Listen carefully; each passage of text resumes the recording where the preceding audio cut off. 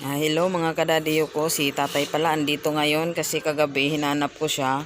Yung kakilala ko, nahanap siya kasi malapit pala sa bahay nila. Kaya kagabi nag-ano talaga ako, nagbili ako ng barbecue para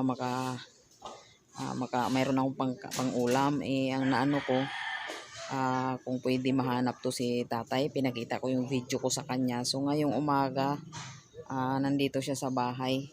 Hirap na rin siyang maglakad. Bali malabo na rin pala yung paningin niya, kaya medyo kailangan talaga na ng siya tulong.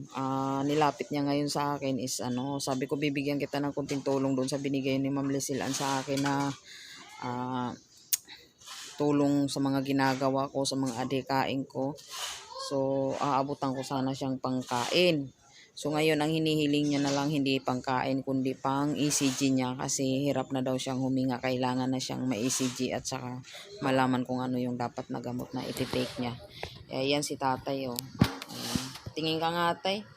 Ayan. Pero malabo na yung paningin mo tay no. Ano yung gusto mong sabihin sa kanila tay? Baka may mga taong gustong tumulong. Salamat nga po sa mga tulong na binibigay na sa akin. Pati rin po sa inyo, sana pagpalahat po sana kayo ng Diyos. Bali ano nga yung pangalan mo tay? Edgar. Edgar po. Si Kuya Edgar po nakita ko to siya dito. Na-videohan ko na to siya guys. Mga kadadiyo, na-videohan ko na to siya nung lumabas ako dito sa gate namin. Nakita ko siya nakaupo dito sa labas. Hindi ko lang talaga siya maabutan nung unang mga bigay na tulong sa kay nanay. Yung binigyan ko rin doon sa Balintawa kasi nga hindi ko makita yung tinitirahan niya. Hindi ko siya mahanap. Pero ngayon, dahil medyo malaki-laki naman yung binigay ni Ma'am Lisilan sa akin, hinanap ko si tatay para mabigyan ko rin siya talaga, maabutan ko ng tulong. At tamang-tama naman din mga ka-dadiyo kasi kailangan talaga ni tatay ngayon ng sa ospital, pang ECG niya kasi resitahan lang daw siya dito sa center. So kailangan niya talagang magpa-ECG. So ang ECG daw is 500 to 700. So bali iabot ko na po sa kanya yung 1,000 para ma-ECG na po siya. Yun po yun mga kadadiyo.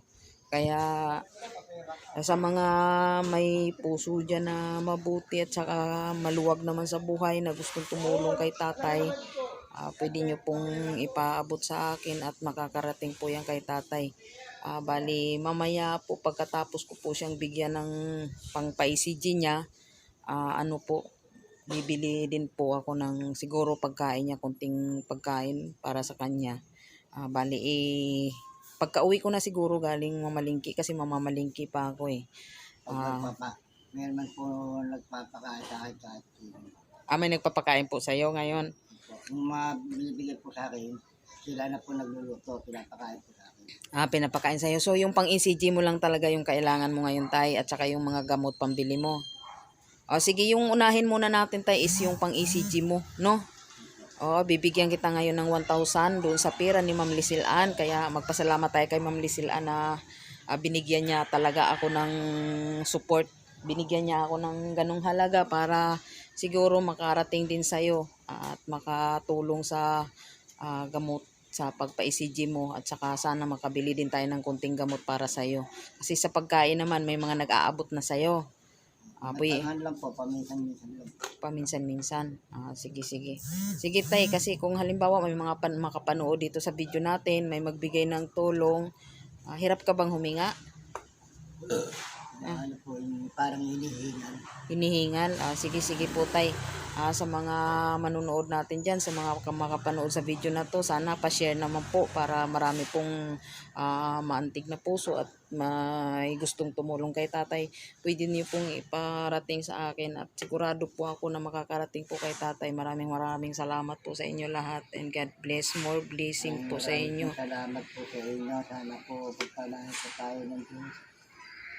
Okay guys, thank you, bye bye. Thank you for watching.